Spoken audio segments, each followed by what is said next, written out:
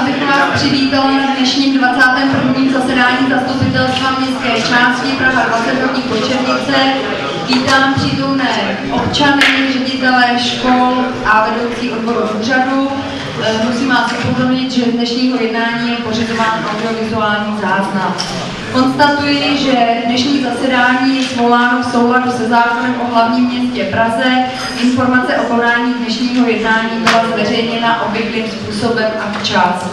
Zasedání tedy bylo svoláno řádně.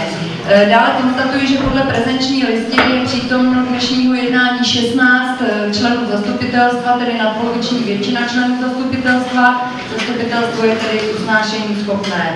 Omluveni jsou pan Kotouč, pan Herian, paní Bonková, pan Kočí mladší a pan Měšťan. K minulému zápisu nebyly žádné připomínky, zápis byl ověřen a schválen. Materiály jste dostali v elektronické podobě. Chtěla bych vás informovat o procedurálních náležitostech. Zapisovatelkou je paní Andrea Jandrová. O ověření dnešního zápisu bych požádala pana Lišku. Děkuji a paní Ševčíkovou. Děkuji.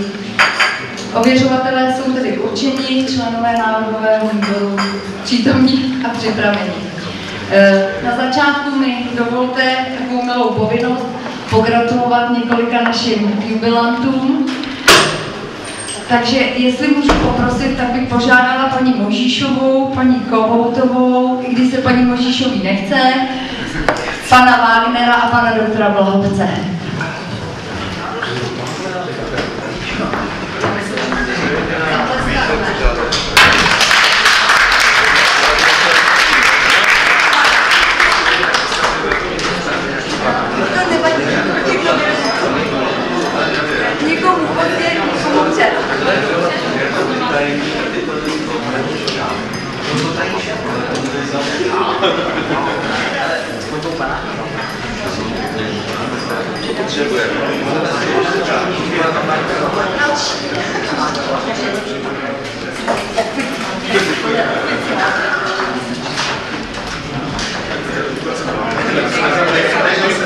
Jdete podle mě?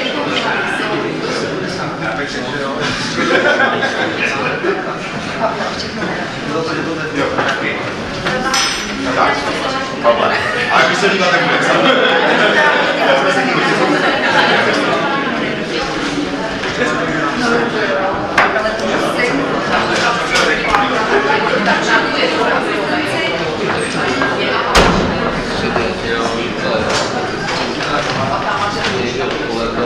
Tak a nyní mi dovolte pár informací.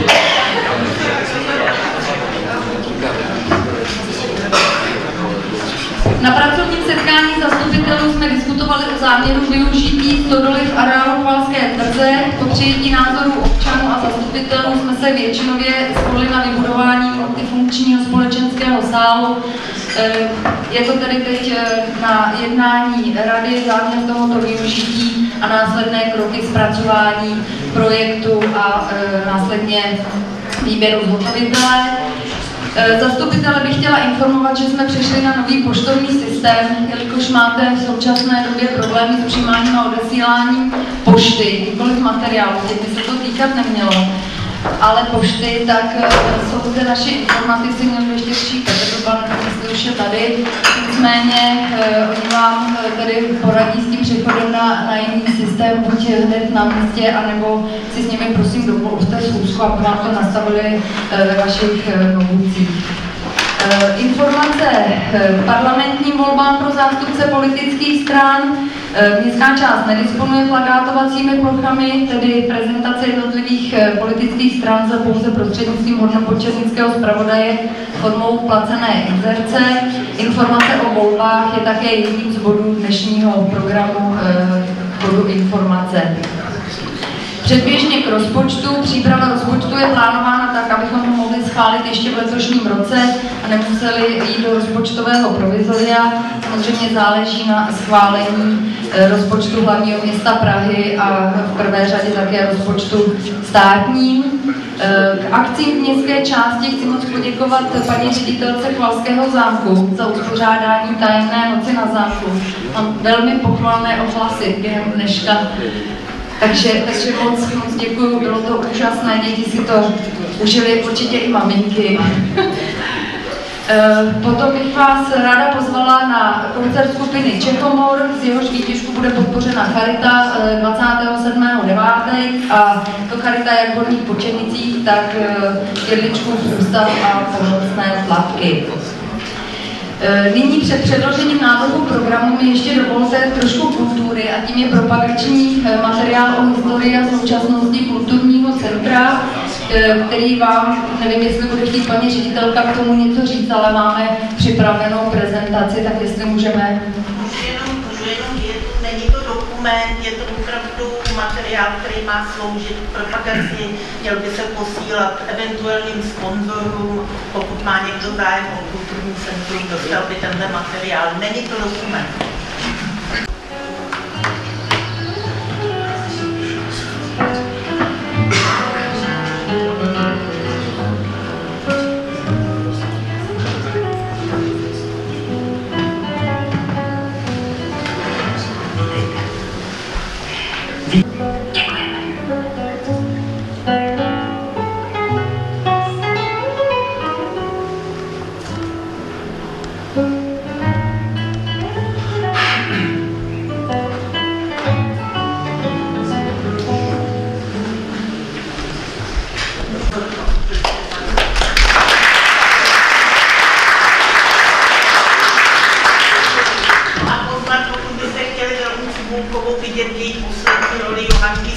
Tak 9.10.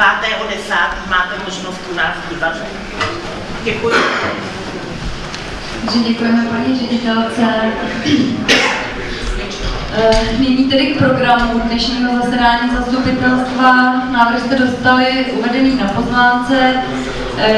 K žádosti pana Čápa z minulého jednání zastupitelstva sděluji, že rada schválila zveřejňování kompletního programu zastupitelstva, nabyde to účinnosti od příštího jednání a neschválila zveřejňování daňových dokladů na webových stránkách úřadu. Pokud i přesto bude pan zastupitel trvat na svém návrhu, tak prosím o jeho přihlášení o mnou předloženém návrhu. Program dnešního jednání vám tedy předkládám upravené znění, než jak byl na pozvánce, a to ve znění. Za prvé zahájení, za druhé dotazy a názory z řad veřejnosti nezastupitelů, za třetí návrhy, za čtvrté strategický plán, za pátek majetkoprávní a investiční kroky městské části Praha 20, za šesté ekonomické informace, za sedmé zpráva o činnosti rady městské části, za osmé dotazy a interpelace zastupitelů, za deváté různé, za desáté závěr s doplněním těchto bodů 1.4.7 volba přísedících u soudu, 1.5.5 odejmutí veřejné správy a 1.6.21 aktuální ekonomické informace. Prosím tedy o vaše případné námitky, doplňky či změny programu. Pan Čáp.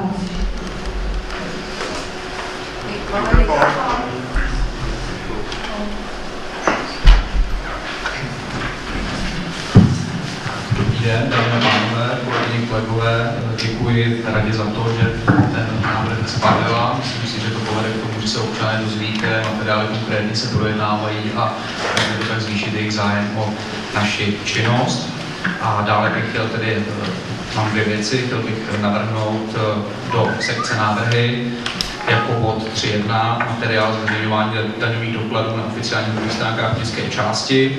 To daňových dokladů do 10 000 výše v rámci otevřenosti naší radnice. A pak mám ještě jednu informaci o bodě různé, které vám tady rozdám příslušné materiály, pokud si chtěl vrátit.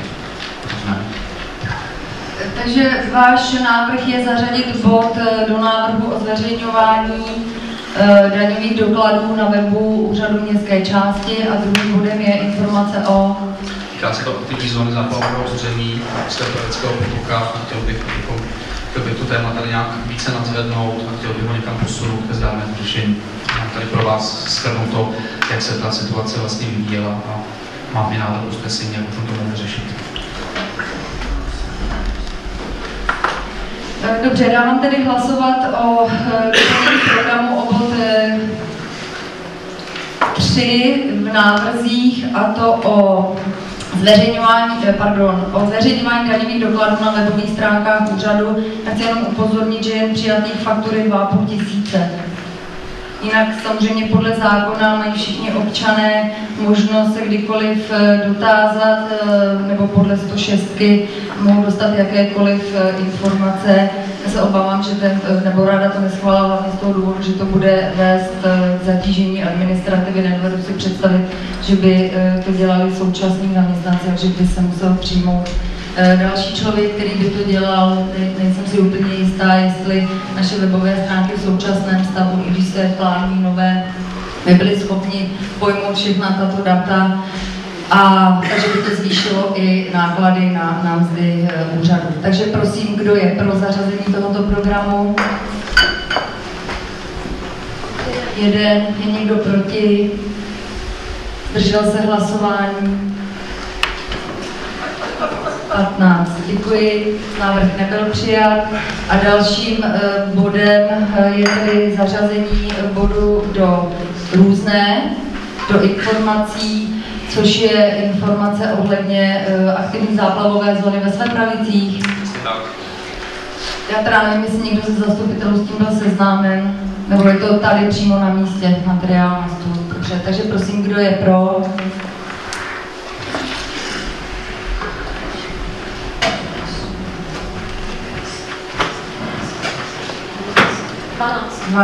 Je někdo proti? Zdržel se hlasování? 4. Návrh nebyl přijat. Takže dávám hlasovat o návrhu programu tak, jak byl předložen. Prosím, kdo je pro tento návrh?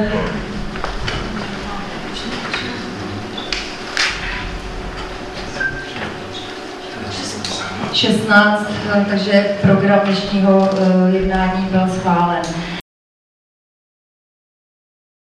Můžeme tedy přistoupit k druhému bodu programu a tím je bod číslo 2, dotazy a názory z řad občanů nezastupitelů. Tak poprosím o vaše dotazy, pokud jsou. Prosím.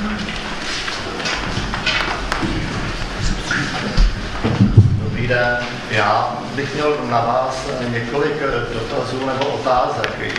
Ta první je zase problémová Slatinianská ulice a její doprava nebo průjezd. Vzhledem k tomu, že teda policie o prázdninách, městská policie dost často tam jako fungovala, tak ten provoz se tam skutečně jako snížil. Ale vzhledem k tomu, když jsem já se s policisty bavil, tak říkali, o prázdninách to všechno bude úplně jinak. A je to tak, protože mají jiné úkoly, musí stát už a teďkom ten dozor už tam takovej není a skutečně ten provoz tam zase narůstá. Jedna věc je ta, že do té ulice jezdí ještě vozy z Božídarské ulice, ze Šplechnerový, protože ta značka zákaz vjezdu podle mýho názoru je špatně umístěná, protože je umístěná u kontejneru. Tudíž jak tam někdo vjede, tak už prakticky z těch 3 ulic může si jezdit Slatinianskou.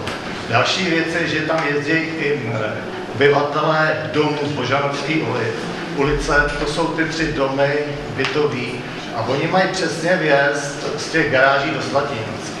Tam vlastně je zákazová značka umístěná na kraji, vlastně na rohu Božanovské ulice, takže oni vlastně vyjíždějí do toho. Policisti říkali, že nemůžou pokutovat, protože oni tu značku vlastně jako by nevidějí, protože když jedou doleva směrem jako k Černému mostu, tak ta značka je mimo.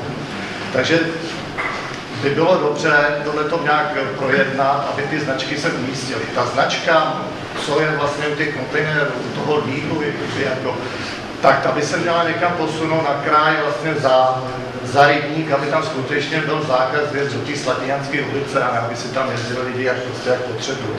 Protože skutečně jezdí se tam poměrně rychle a je to skutečně už to občany Slatinianský docela už jako štve.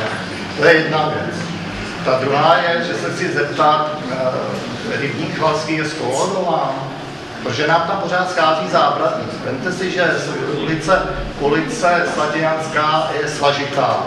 Stačí trošku, aby bylo namrzlo a když nebude posypáno, tak vlastně může auto skončit v rybníku, takže to prostě jako další věc, která nás jako zaskočila, že prostě rybník bez záběru.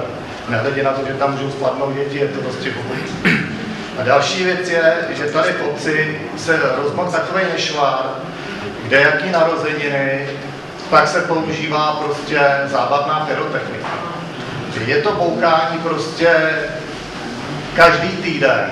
A já doufám teď, že těm oslavencům jste paní starostku nedala do těch tašek petardy, protože ze strany paní Mojžíšový by to nebylo poprvé. A já bych mi přímo pod ní, takže prostě ty petardy jsou takový, že jak psy, tak prostě ty starší lidi, prostě jim to vadí. Takže doufejme, že tohle se nebude opakovat. Takže já vám děkuji za to. Takže tak já se budu snažit odpovědět teda od konce. Co se týká užívání ohňostrojů, tak já musím říct, že v tomhle máte naprostou pravdu.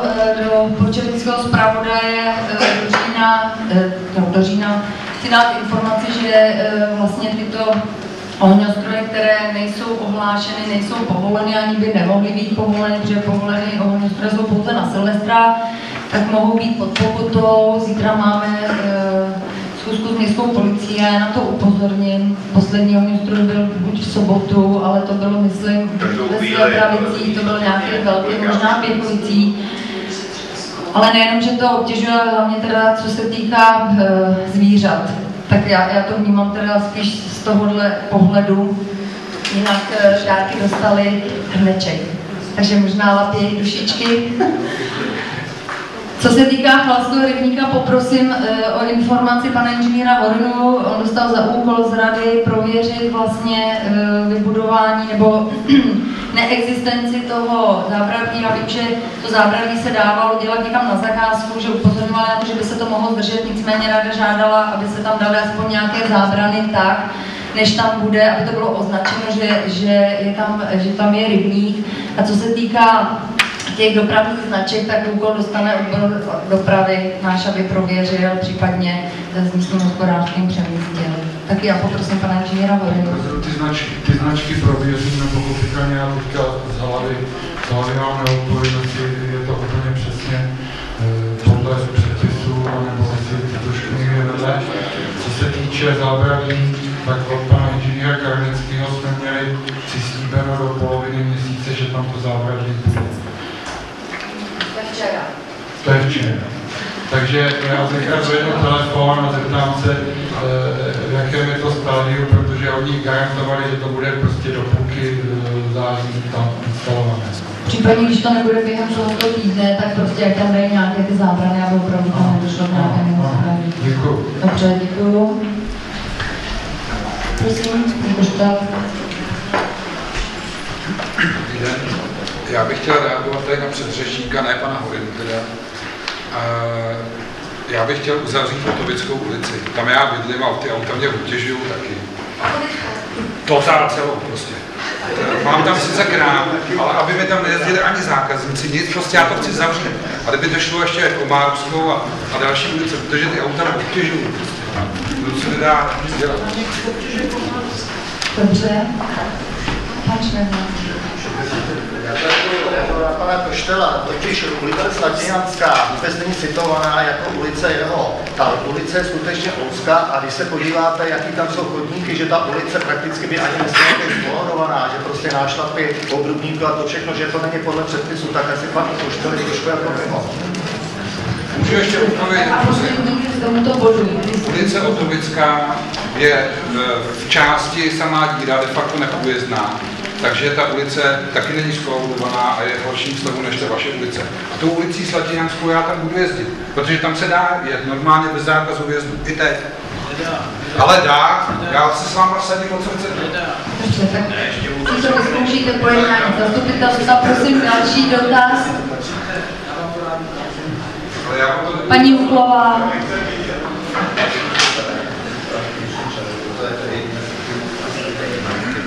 Dobrý den. Já jsem chtěla poděkovat za to, že seniori mohou cvičit nejen na přístrojích, také mimo toho cvičíme prosná a každý čtvrtek s hůlkami chodí. Tak průměru bych řekla, že takových 40 seniorů cvičí, tak jak se střídají, že někdo je na dovolený, někdo nemocný a tak. A myslím si, že i kdyby těch 40 seniorů spočetně cvičilo, takže je to výborný. Děti mají taky krásné hřiště a teď jsem šla kolem od autobusu a viděla jsem, že tam mají pítko. Nevím, jestli se to tak jmenuje. A my jsme právě řekli, protože si nosíme vodu v lahvi a ta voda nám, když je horko, tak nám steplá. Jestli by tam nešlo vybudovat, letos už samozřejmě ne, protože my budeme fakt cvičit v domečku, ale jestli by tam nešlo vybudovat příští rok. Všechno děkuji. Dobře, děkuji. Tak další dotaz, názor.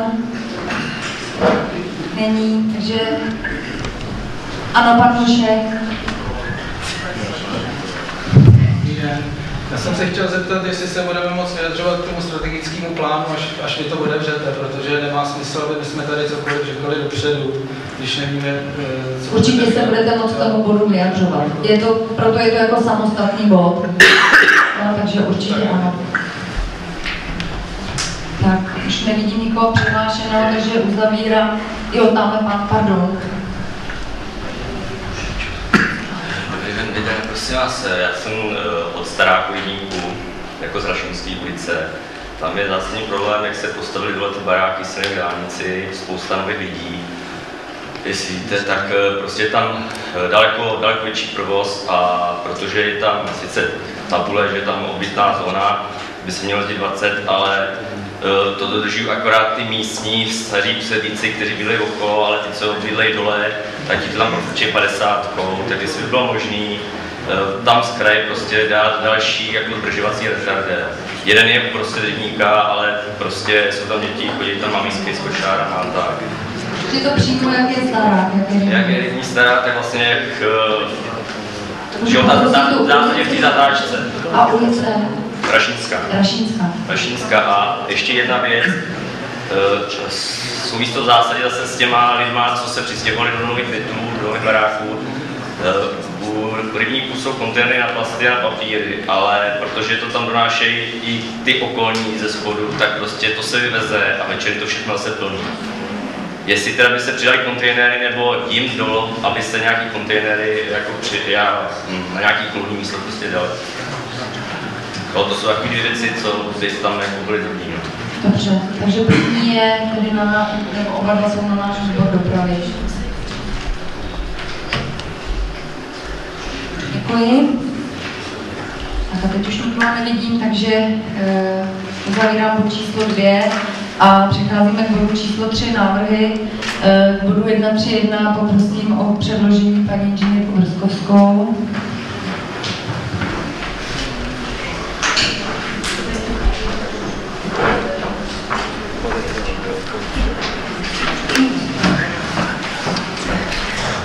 Takže 1.3.1. Přidělení grantu z dotace magistrátu 5. programu podpora městských částí sociální oblasti pro rok 2013.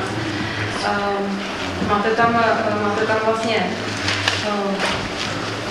důvod toho projednání. V letošním roce, protože tato akce měst magistrátu je každoroční, v letošním roce městská část Praha 20 dostala 108 600 korun. V rámci této podpory vyhlásili jsme grantové řízení, tím žádostí byl do 20. června 2013. Přihlásil se pouze jeden žadatel, který žádal o poskytnutí finančních prostředků na grantové projekty, které mohly být v tomto programu jak podpořeny. Byl to občanské sdružení Neposeda pro své nízkoprahové zařízení pro děti a mládež. Jestli máte nějaký dotaz? Pan Čáp. Chci se zeptat, jakou formou byla zveřejněna informace o této grantové výzvě? Klasicky na webových stránkách a na obchodní desce.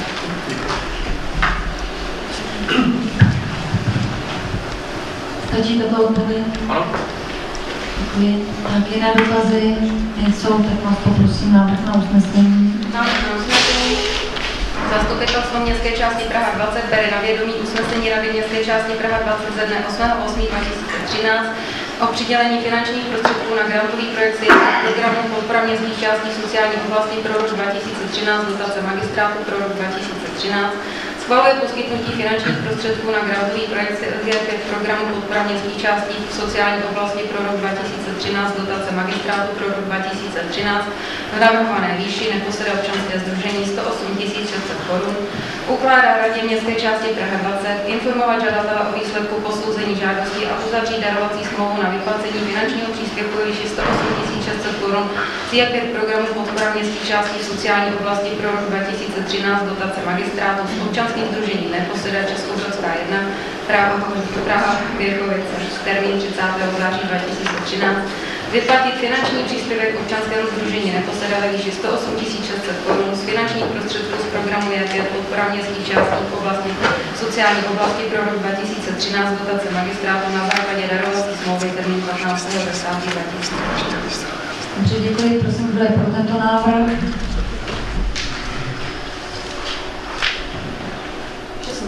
16. Je někdo proti? Zdržel se hlasování? Není tomu tak, návrh byl přijat. Děkuji.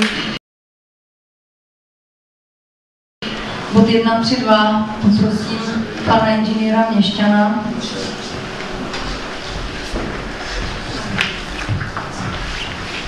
Dobrý den.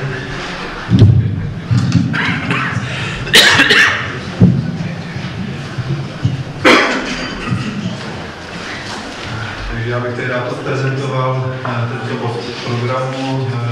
Jenom na úvod poprosím teda paní Jandovou, jestli by mohla rozkliknout tam prezentační verzi tohoto materiálu, je to pod tím dole, pod tím tučným textem. Jedná se o takzvanou úvodní rozvahu k novému metropolitnímu plánu. Tady prosím o spuštění, ano.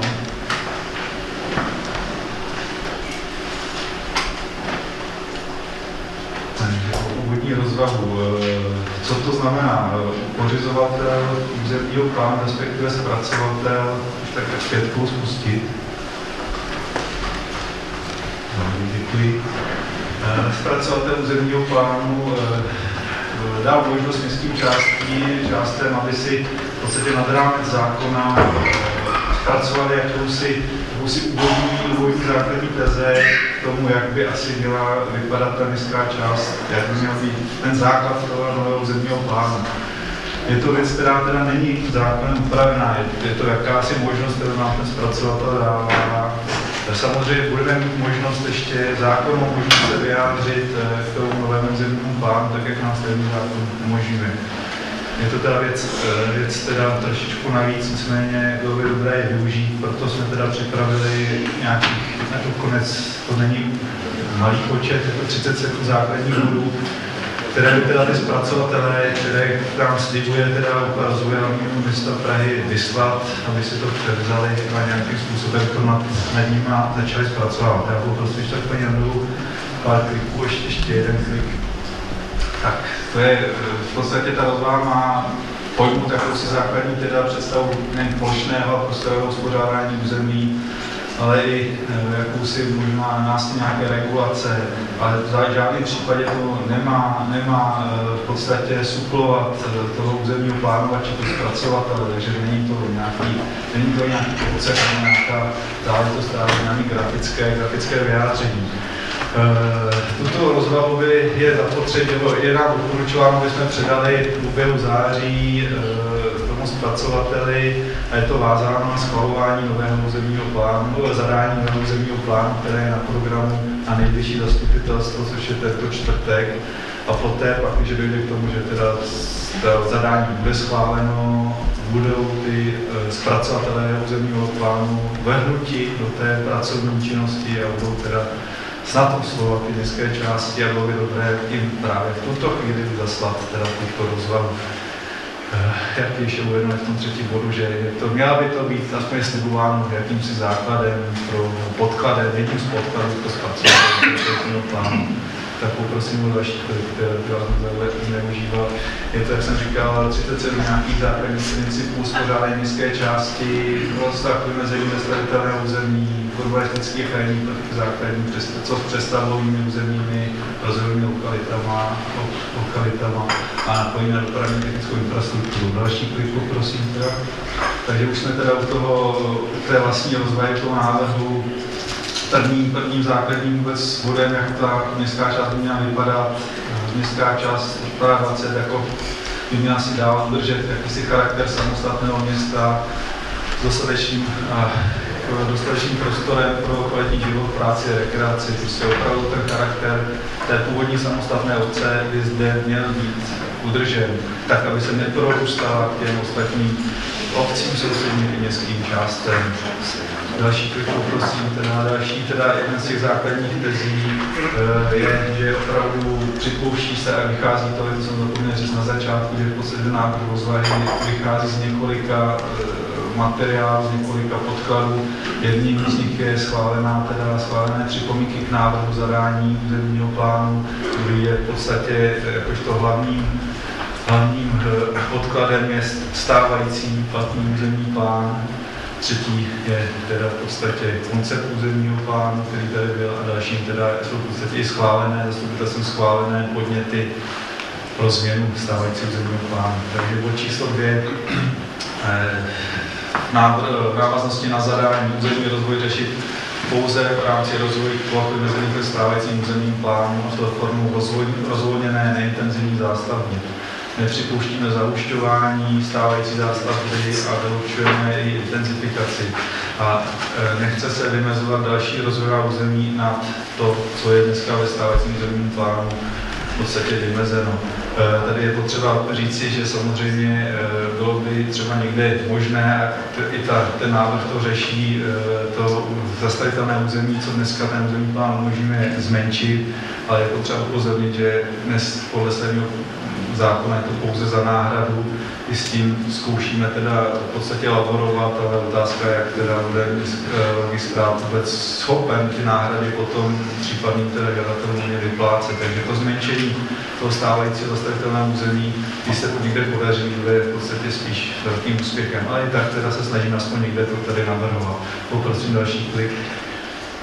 Tak ještě jedna věc, která padla v tom zadání, jak se v podstatě ten nový územní plán, ten nový metropolní plán má dělat, to má být ten v podstatě dvouúrovňový územní plán, jeden ten méně podrobný a ten druhý v podstatě, který má možnost teda řešit něco podrobněji, takzvaný ten dílčí územní plán, to s tím má ten nový metropolní plán takhle pracovat, ale ten podrobnější územní plán nemá být vymezený na celém území hlavního města Prahy.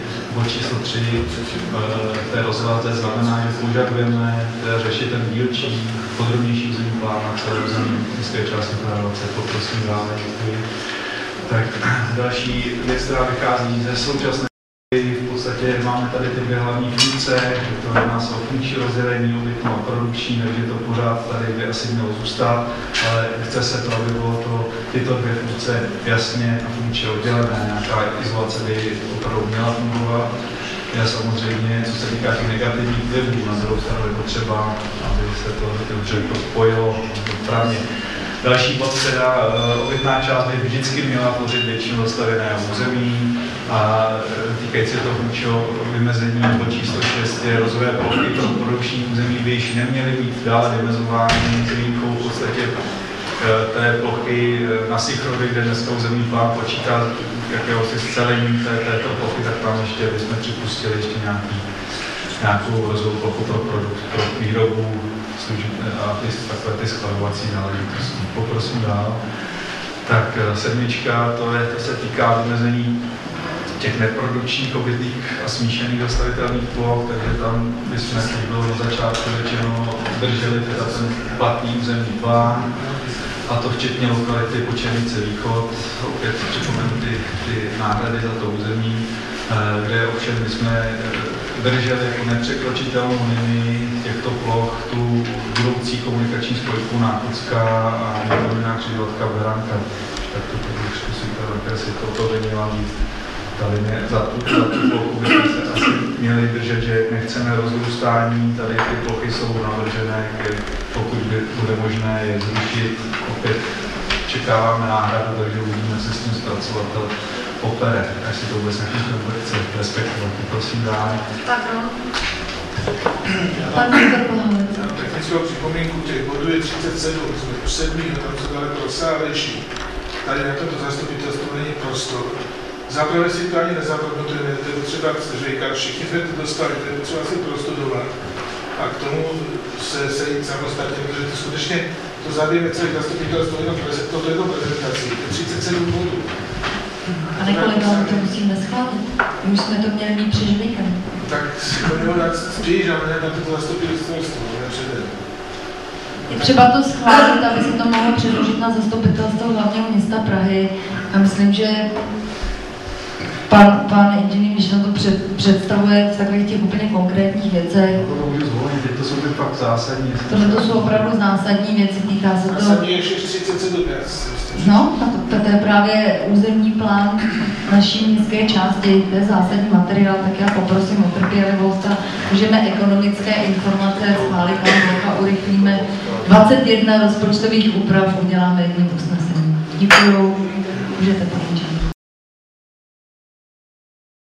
Tak do číslo 8, tady to jsou nějaké ty úpravy těch zastavitelných ploch, tady navrhujeme zvážit to jsou plochy UD11 severně, to je v podstatě vymezit tady v rámci šrafovaného území, které je dneska možné pouze jako rezervat území brát, takže tam zase došlo ke snížení těch zastavitelných ploch, poprosím další klik, která samostatnou otázku je tady věc Kalamického Počernická, kde navrhujeme teda zvážit řešení, tady jsou, ať už se jedná o stávající vymezení, ponechat stávající vymezení zastavitelného území, nebo vymezit to v rámci té rezervy, která tady dneska je, anebo teda to celé přeřešit jako pro zelenou rekreační plochu, tam vlastně hrozí ta velká náhrada v tom území.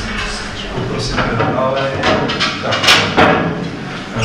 Tady to je zase to se týká v podstatě toho urbanistického uspořádání, že majoritní plochy v obytném území měly nadále zůstat zastavené izolovanými domy s dostatečným množstvím zeleně, to je charakter hlavní Počernice, jako bylové čtvrti se zahradami. To by mělo být nadále zachováno, a to jak území stabilizované, tak i v tom budoucím rozvoje. A jako bod číslo 11, že nepřípustnou teda chápeme výstavbu bytových domů v rámci té stávající stabilizované zástavby těchto rodinných domů, respektive jejich těsné blízkosti, a výstavbu těch hmotnějších objektů v obytném území umožnit pouze v blízkém okolí nových lokálních center. Poprosím dále. Tak hlavním urbanistickým prvkem Počernic by měla zůstat i nadále ulice Náchodská, kde by ovšem měla víc na potlačení její komunikační funkce pro tranzitní dopravu a naopak posílit městotvornou funkci ve smyslu nějakého bulváru, kde se dá normálně žít, bezpečně žít, nakupovat babice. Poprosím dále ještě. Tak možná, že ještě, když to doklikáte asi o dva kliky, tak jako je schémátku, bude to možná rychlejší. Tady děkuji. Tady jakási představa o těch hlavních urbanistických prostorech, ať to přeskočíme rychle, tady máme tu Náchodskou, která to bude dále držet. Další samozřejmě, co bychom měli chránit, to je prostor Chvalského zámku, respektive tady celé to nádvoří. To je jednost jakožto kulturní centrum, jenom tady to vymezujeme proto, protože zpracovatel v podstatě chce v podstatě jako z jedním prvků části toho územního plánu je jakýsi vymezení veřejného prostorace, veřejných prostor. Tady to je věc, která je ta základní idea v Počernicích. Další věc, další důležitý prostor, tady lokální centrum škol, Ratibořická, Chodovická, Přelevé parky a tak dále. Včetně tady možnosti rozrůstání, dneska je tam ta možnost na tu zelenou hloubku, aby se udržela pro rezervu pro tady to veřejné vybavení, aby to pro mě tady se nezničila nějakým jiným nepřístranným způsobem, tady ta rezerva, která tady zůstává. Světa chápání v podstatě tohohle centra z napojení na nádraží, takže tady je ta spojnice, ta komunikace Ivanská poměrně důležitá záležitost Počernický. Další centrum je v podstatě tady navrženo, vychází teda z té studie a ty Počernice východ, tam je potenciál pro vznik v podstatě dalšího teda nového centra, nové vstupní brány do Horních Počernic. Je to v podstatě, je to i navrženo v té studii, souvisí to i s blízkostí navržených třeba školských zařízení, takže nám to ten potenciál na to je. Vedle tady těch základních asi nosných bodů v podstatě těch 4 existují tady další potenciální možnosti a většinou zase související s nějakou výstavbou školského zařízení a k tomu kumulací, jak už se jedná ta robotnice, kde by měla vzniknout škola.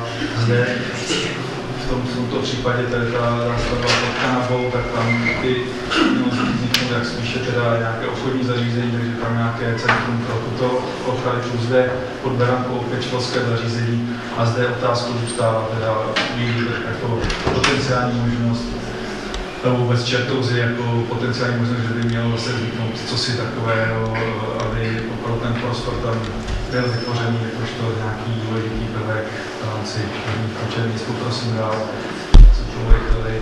Tak další bod. Brownfieldy, přestavbová území, nějak jsme vyredukovali 2 typy. Za prvé území, kde ta se nepředpokládá, ta významná změna, že prosím, tam je taky schémátko, ať to rovnou tady to navyškuji, bude to možná rychlejší, tady nevyžujeme příliš tímto. Tak, území, kde se nepředpokládá změna využití, to jsou teda antisynchrovy, které dneska jsou nějakým způsobem možná nedostatečně infrastrukturou osílení, když to tak řeknu, pak i ta lokalita prostě bývalých vojenských staveb, armabetonů a tak dále, tam opravdu ta úroveň té infrastruktury je asi za dnešními standardy. Další věc, co tady máme, už asi tady pak se dostáváme na území, teda, kde naopak jsme předpokládali tu změnu využití transformací území nějaký jiný účel. Asi tím nejpalčivějším je ten náš areál na Bílém vrchu, kde teda je asi před nějaký potenciál pro nějaké školské, možná sociální zdravotní nebo sportovní zařízení a možná i nadmístního významu v případě teda předpropojení potom na desítku. Další věc, co se týká Brownfieldu, máme tady ten areál Velazů, jakožto možné území pro nějaké radější ubytování a tak dále. Nad tím máme hned to areál bývalého zahradnictví ve své pravicích. Dále jako poměrně takové nepříliš asi dobře, ideálně využívané území, to je území východně od Hřbitova, tam dneska opravdu jsou ty autobazáry a tak dále, takže tam je představa nějakého si rozšíření toho prostoru, té komunikace náchodská, nějaké zkvalitnění toho prostoru, není ozeleně a tak dále. Samozřejmě narážím tady na věc týkající se vlastnictví, ale je to nějaká představa, takže bereme to, že to je nějaká představa a třeba se k tomu někdy této ideje i dostane k realizaci. Poslední, předposlední je teda ta deponie, tady dole u toho ten areál Václava Špačka, to je ten Lužanovská Žítku, tam teda je taky ulice Třebice Václava Špačka, ty bývalé haly, tak tam je taky potenciál pro jakési sociální zdravotní, případně sportovní zařízení. A poslední zde teda vidíme bývalé zařízení staveniště Pražského okruhu, tak zde v podstatě by měla si vzniknout jakýsi spíš zelená záležitost, lesopark a tak dále. Ale je to ještě pojednání. Pokud jsou teda další klik, o něm budu teda překvapný kousek dál. Bod číslo 618 je třeba vymezit novou plochu pro novou čistý odpadních vod, to je ta oblast Sichrova, výjezd za Náchodský. A bod číslo 19 související nedostatečnou kapacitu čistírny odpadních vod se pravice řešit přepojení na ústřední čistírnu odpadních vod, to znamená to řešení stoky Hádra, poprosím dále. Tak tady to je v podstatě křižovatka na RDC, Žlíbek, RD10, tady je územním plánem vymezená jakási plocha teda pro veřejnou dostatečnou stavu pro recyklaci stavebních odpadů, tuto plochu přenechat pro tu funkci výroby, v podstatě to scelit, tady do objezdu, do Počernic, nechce teda mít jakousi odpadní plochu, poprosím dále. tak tady se dostáváme do té krajiny trošičku, zase je to velice rychlý nástin, takže opravdu ochránit ten nejcennější tady ten krajinotvorný prvek, tu rybníčí soustavu, ale zároveň teda umožnit její využití k nějakým těm rekreačním účelům, a to včetně teda toho koupaliště, kde by teda opravdu se zase měla víc snaha teda využít k tomu titulnímu účelu tohoto rybníka a odejmutí tady vlastně teda z toho severního břehu, z toho územního systému ekologické stability, který dneska zde můžeme v podstatě tam toto koupaliště vybavit vůbec nějakými těma příslušenstvími, které by mohly sloužit, tak jsou ty nějaké šatny a tak dále. Takže to je další bod, prosím dále, 22. Další zelený prvek, který by měl být respektován, to je ta linie karánských řadů, na kterou v podstatě by měla být pohlížena jakási zelenou osu v území, umožnit přes ní komunikaci pěšáků, cyklodopravy tam, kde to je, a umožnit napojení v podstatě těch zelených ploch, ať už se jedná ty rybníčí soustavy nebo i těch severně plánovaných na tuto osu a opravdu umožnit potom nějaký opravdu příjemný pohyb těch pěšáků. Poprosím teda další.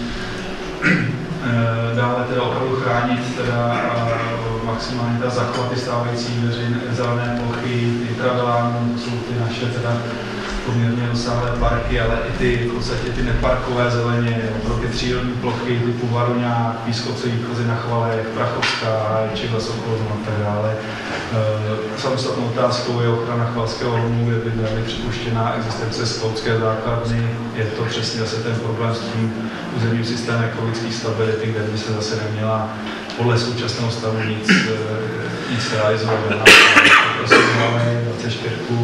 Tak to jsou ty pastviny pro koně, tady rychle Veždíku, Božanovská, D11, tuto plochu, ty pastviny pro koně ponechat pořád jako pastviny pro koně, protože je to z jedním z charakteristik tady od Počernic, poprosím dále 25. Jsou to věci, které teď zastavujeme trošku do té dopravní části, 25 se týká napojení na nadřazenou komunikační síť. Takže pořád, není to úplně dopodrobna, co bychom asi tam mohli mít, to základní nebo ty hlavní. Takže pořád počítáme s jeho východním obchvatem, spojícím Náchodská, Mluvná křižovatka Beranka. To jsou věci, které v podstatě byly na minulém zastupitelstvu schváleny jako podněty pro změnu stávajícího územního plánu. Necháme tam pořád jenom v rámci prověření možnosti toho severovýchodního obchvatu, to je ten obchvat R10 v podstatě Náchodská, a jako rezervu, když víme, že už kolikrát to bylo odmítaný, že to nevychází normově, ty průplety a tak dále, tak stejně ten sjezd, který je tam pořád ještě zakotvený v tom územním plánu na té Bystré, na tu R10, pořád to tam aspoň zanechat minimálně jako rezervu.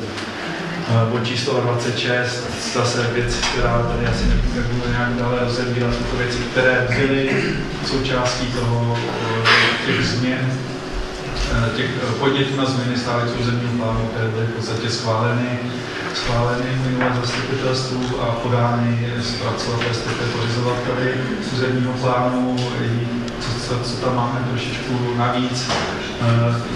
Komunikace robotnice s opatřením proti tranzitní dopravě, také byla v podstatě v tomto roku schvalována propojení Veždíku, Božanovská Potkábou. Ta věc by tam urbanisticky jistě měla vzniknout a propojení Veždíku, Čertlouzy, Bartova s vyloučením nákladní dopravy opět urbanisticky ten prostor by tam měl asi vzniknout, takže tohle ty věci by tam měly v podstatě v tom územním plánu být zachovány. Poprosím další. Dále to máme jenom výrazný, kde jsem nějak povídal o tom. Dále děkuji.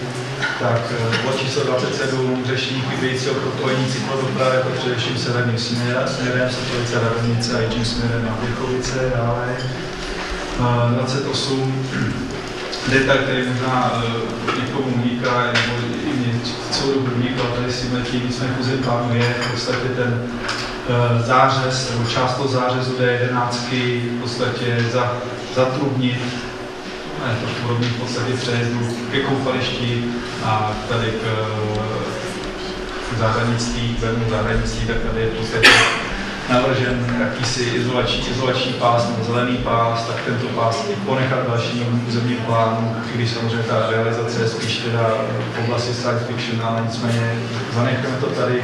A to amputovanou část i z těch své pravic, kde se tímhletím řešením nějakým způsobem podařilo možná se připojit do zpátky. Dále poprosím revitalace.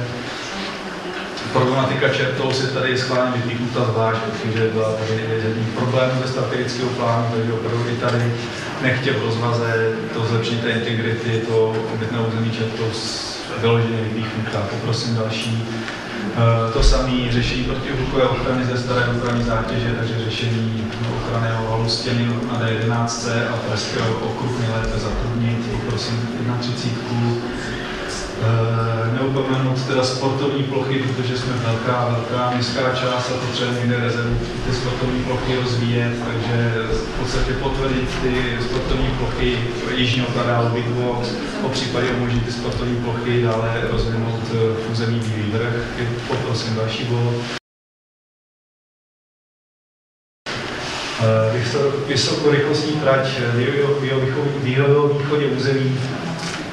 Dneska je teda navržen v tom platném územním plánu, samozřejmě i v politice územního rozvoje, a v dalších teda vyšších územně plánacích dokumentacích. Nicméně chceme, aby opravdu tady teda, takže těžko ji zrušíme, nicméně nechtě zatrudněná, byl to požadavek, který byl dán i do minulého konceptu územního plánu, takže nechtě i zde. Já poprosím 33 zahrádkářské kolonie, takže ty plochy, které teda nejsou plánovány jako zastavitelné a jsou využívané zahrádkáři, nechcou teda umožněny legálně užívat jako zahrádkářské kolonie. Poprosím další bod. 34 území pod D11 a v podstatě Poupalištěm a pražským okruhem a lesem. Tady to území opravdu tam potenciál by byl, aby tam vznikl opravdu nějaký ten prostor pro to přírodní rekreační území, takže tam v podstatě opravdu směřovat tyto aktivity lesopark, teda cyklostezky dáme dál naší bod 35. Neopomenout etapizaci a podmíněnost výstavby, v podstatě tyhle ty možnosti, co dává, v podstatě tak používat v tom novém územním plánu, takže nějakou výstavbu podmínit realizací potřebné infrastruktury například. Zatím konkrétně nespecifikováno. Pokud dále 36. Zase souvisí to s tím základní tezí, v podstatě tvorní Kočernice, co možná nejvíce ta vilová čtvrť s těma izolovanýma rodinnýma domama. Takže dneska máme územní rozhodnutí na Beranku 1, to je těch x bytových domů, 5 podlaží, takže dneska zatím není čerpáno, nicméně pokud by došlo ke změně, tak nechtě nový územní plán tady stanoví, že opravdu pak, když dojde ke změně, tak ta míra využití bude razantně menší a dojdeme k tomu, aby tady teda to území bylo pokryto menší zástavbou. Jdeme dále. A poslední 37. bod, možná poprosím ještě poklik dále, protože tam je ta, jak jsme představili, to jsou ta rozvojová území, která třeba nejsou až tak dneska úplně vidět, úplně prioritně vidět, tak chceme, aby bylo jejich způsob zástavby teda prověřeno zpracování územních studií. A je to teda opravdu by byl jasný názor, jak to území využívat, protože tyto území jsou většinou vlastnicky hodně rozdrobená a ten názor by měl být zřejmý ne stavebnímu úřadu, ale i městské části a těm jednotlivým vlastníkům. A to se ptám, teda se tak trošičku zdrží, to by jsme jinde.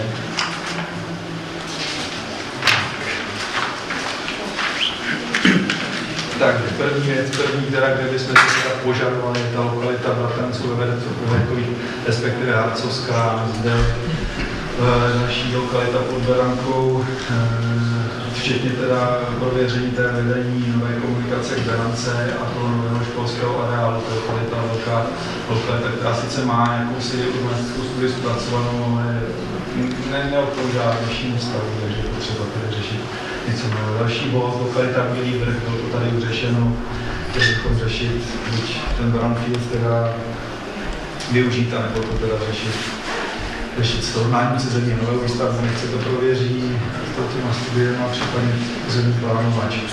Lokalita na Chvalce. Tady sice dneska známe všichni, no, většina z nás zná a dál Robotnice, nicméně tady na východě území je v podstatě takový investorský a vlastnický rozdrobené území.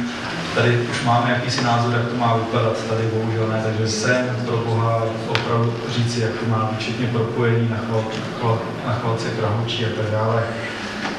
Další bod, lokalita nad Palečkem 2, mezi sídlištěm Kanaba, ulici Houka, další záležitost, která není pokrytá, špatně se rozhoduje toto území. Tady, když dneska mám Kanabu, tady už dneska je jakási představa, to je ten Energy projekt, ale tady v podstatě konecká směrem na východ, tam je to opravdu obtížné, tak si představu dělat.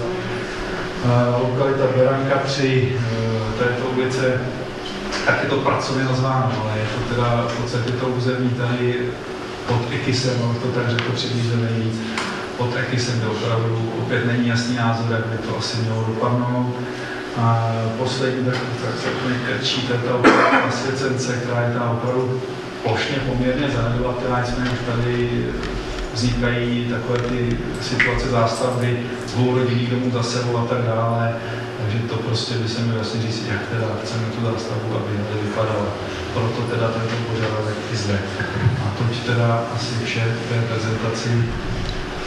Dobře, děkuji. Zeptám se, jestli jsou nějaké dotazy, pan Liška.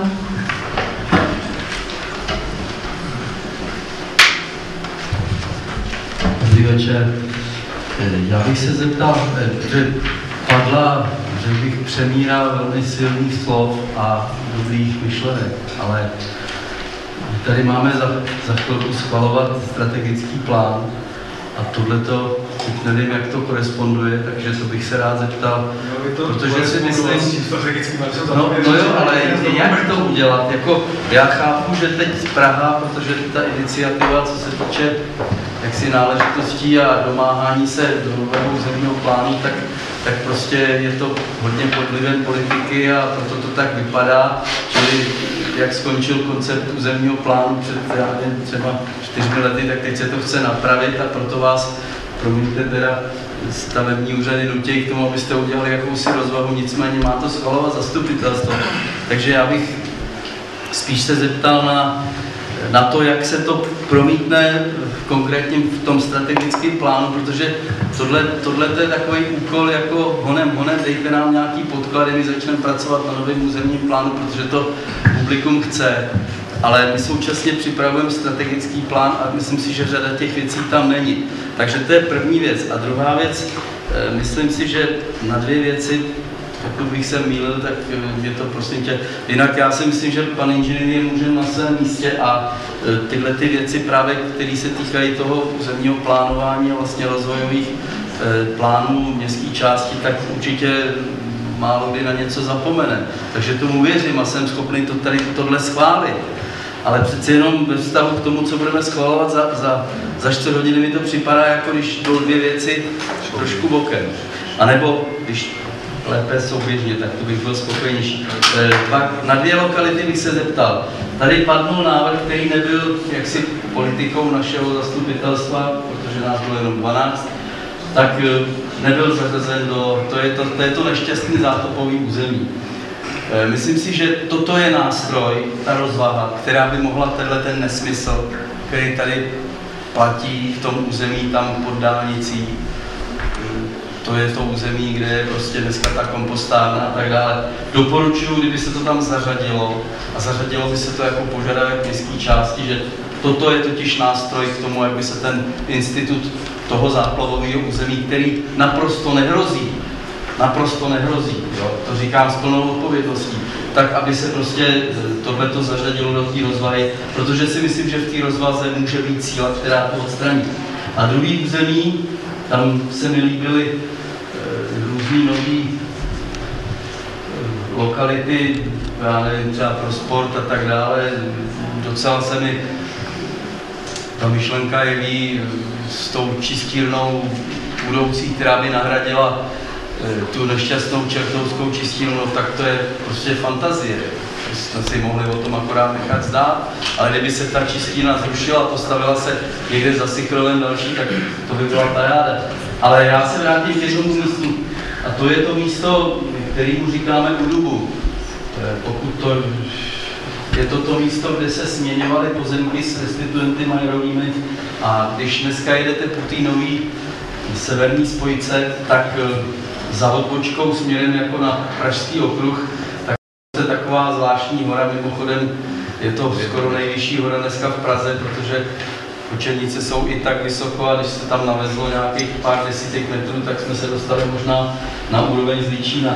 Ale to místo, ta navážka, která tam byla povolená kdysi magistrátem a teďka vlastně skončila nějakou kultivací a tak dále, tak se jeví úplně ideální pro nějaký takový kulturní nebo jako bych řekl třeba, jako promiňte, řeknu technoparty, jo, teď mě neberte za slovo, že bych použil tohleto, ale prostě přímo ideální amfiteátr, který se vytvořil z toho, a myslím si, že jak je k tomu komunikace už povolená, myslím si, že toto je území, který bychom měli prosadit taky jako pro budoucnost, jako zdroj třeba zábavy, užitku a tak dále. Je to naprosto oddělený od lidí, můžete tam řvát a můžete tam střílet taky, a nikdo to vadit nebude, jo.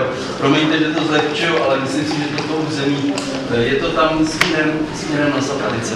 Takže rekapitulace, zásadní dotaz, jak to koresponduje s tím strategickým plánem, a pak tyhle ty dvě věci, jestli by se tam nemohly včlenit, když to máme teda schvalovat jako zastupitelstvo. Děkuju. Tak já odpovím na první otázku. Samozřejmě strategický plán a územní plán by měl jít vedle sebe v souladu. To znamená souběžně.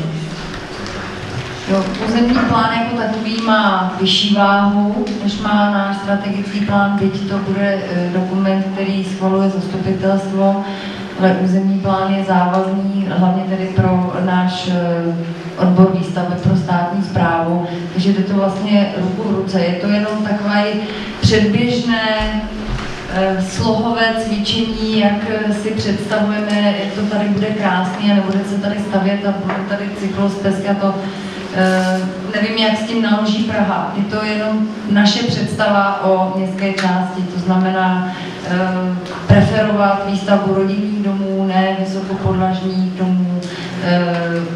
A to zásadní, co z toho vnímám já, v souvislosti s vybudováním infrastruktury, to znamená nejdříve vybudovat všechno potřebné a pak následně tam postavit domy a nastěhovat lidi, tak jak by to mělo být správně.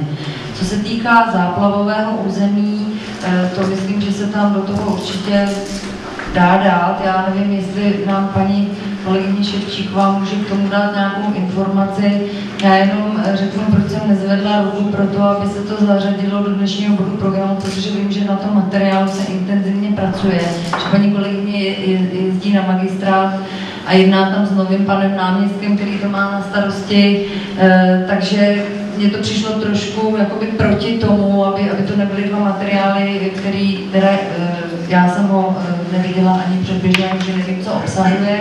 Jinak byl vypraven inicializační dopis rady na pana náměstka Nouzu, aby magistrát řešil to záplavové území z jeho prostředků, v podstatě provedl přepočty té studie nesmyslné, která tam vznikla, ale určitě to tam můžeme zmínit, to si myslím, že jako další bod přidat prostě tu nelogiku vzniku toho záplavového území, to není jako proti ničemu. A to třetí, jo, ten kopec.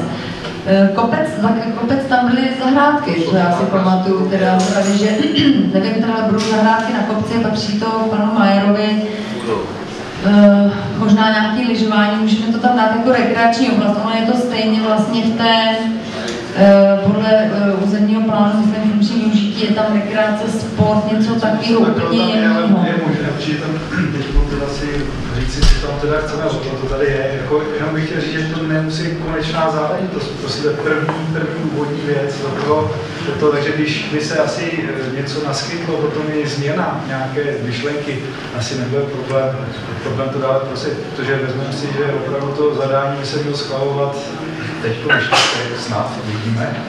Ale pak je tady spousta území na hlavní města Praze a opravdu než tam na tom útvaru rozvoje hlavní města Prahy existuje teda lidi, kteří se tím budou zabývat. A když dojdou na hlavní Počernice, uběhne možná hezká řádka měsíců, třeba dojdou i nové volby. Takže opravdu je možné cokoliv tohleto, ale to neznamená, že pokud se tento dokument těm předá, že opravdu nebudou to třeba rozvíjet protikladně, protože oni jsou ty, kteří pořizují ten územní plán na základě zadání města Prahy. My jsme jenom jako městská část jedna ze subjektů, které do toho v podstatě můžeme něco říkat, ale to závazný je v podstatě to, co si řeknou, no to, co vyplne z toho koncepce, co si řeknou potom ty dotčené orgány. Takže opravdu my si tady něco jakoby vymyslíme nějakou ideu a ta potom může být schozena cestou. Stejně tak může ta idea potom být vnořena v rámci vlastně toho základního standardního projednávání. Přijde na oslovení městská část, připomínkuj návrh územního plánu, když to připomínkujeme, to jdeme třeba trošičku odlišnému. To není vůbec tak závazné, jak to asi vypadá tady ta záležitost. Nicméně řešení, teda, co zvukuje tomu dobu, to se přiznám, protože nechtěl jsem to pomět úplně dopodrobně, ale je to jedna věc, která by tam mohla být zařazena, protože jestli opravdu ta idea je, zařaďme to jako plochu teda takového systému, jako tu rekreační plochu, která by tam měla být, asi možná tady leté ještě zahrádkáři, kteří teda by tam byli. S tím připojím na tu lokalitu, nevím, existuje tam nějaká účelová komunikace, ale zase, aby jsme tam tahali nějak pěšáky, je to problém a to mělo by to spíš asi víc individuální, než nějak hromadně, asi co mám představu. To záplavové území taky není problém, asi tam zařadit, nicméně je to věc vodního vodoprávního úřadu, takže tam opravdu zase ten územní plánovač tam nemá možnosti, on už dostane v podstatě tohleto záležitost daný tím vodoprávním opatřením toho vodoprávního úřadu a prostě on to tam veme jako fakt, jako skutečnost. Takže můžeme upozornit, hele, tady je zjevně blbost, když to tak řeknu lidově, a myslím si, že ten efekt na to, aby to změnili, nebude až takový, ale není, proč to tam nepřipojit, takže to určitě můžeme udělat. Je proč to tam nepřipojit, protože tím na to upozorníme. Čili prostě do územního plánu, prosím, nestekejme žádný nesmyslný záplavový zóny, o kterých víme, že je to blbost, protože víme, jak to funguje, někdo se toho chytne a zůstane to tam. Zatím to není krásný. No. Jinak možná k těm rekreačním oblastem, k tomu funkčnímu využití pro tu rekreaci můžeme obecně napsat, že maximální, nebo že bychom chtěli maximální využití těchto území funkčního využití rekreace, sport, nevím, jak je to tak přesně v územním plánu, takže chceme maximální využití, aby se to nedalo jenom na jednu určitou lokalitu, ale podle platného územního plánu samozřejmě. A ještě bych chtěl, jestli mohu doplnit, opravdu ten návrh by měl korespondovat s tím, co se projednávalo v tom strategickém plánu. Myslím, že tam existuje nějaká drobná odlišnost. Já to nemůžu úplně vyloučit, ale myslím si, že jsem ta snaha byla, protože ten strategický plán se vyvíjel stejně jako to nějakým způsobem paralelně vedle sebe. Ale to základní to bylo, stojí na tom, co je v tom strategickém plánu. Takže opravdu by nemělo dojít, že to zásadně nějak rozporu. To skutečně ne. Takže to je jeden z dokumentů, který bylo čerpáno a ze kterého byly v podstatě ty základní teze v podstatě formulovány. Takže to by mělo být v pořádku snad.